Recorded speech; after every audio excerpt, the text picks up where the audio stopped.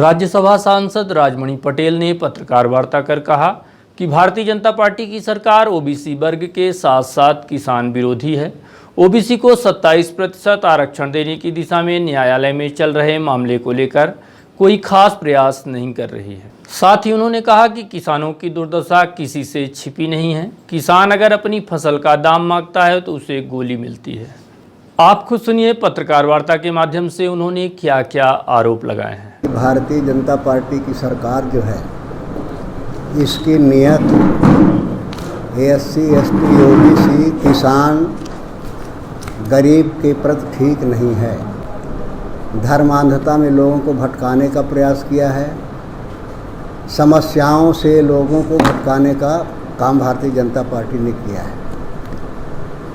पिछड़े वर्ग जो 52% आबादी इस प्रदेश में है, देश में है, उनके चाहे 27% आरक्षण का मुद्दा रहा हो, 27% आरक्षण का मुद्दा कोर्ट में है और हमारी सरकार ने इसमें पहल किया और उसमें आगे भी पहल करेगी, लेकिन भारतीय जनता पार्टी के नेताओं द्वारा, मुख्यमंत्री द्वारा कोई प्रयास उसमें नहीं किया जा रहा है।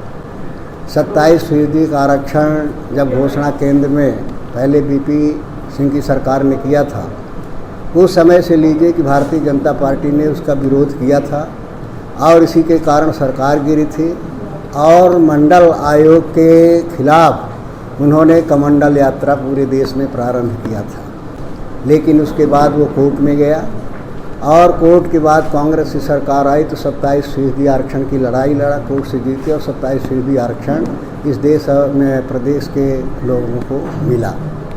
उसके बाद बीजेपी सरकार में रोस्टर बदल दिया गया, जिसके कारण पिछड़े वर्ग के जो मेरिट के लोग थे, मेरिट के लोगों को जो मेरिट में जाते थे उनको केवल सीमित कर दिया कि कितने मेरिट का भले 100 नंबर में 100 नंबर मिला हो, लेकिन वो आरक्षण के कोटे में ही रहेगा।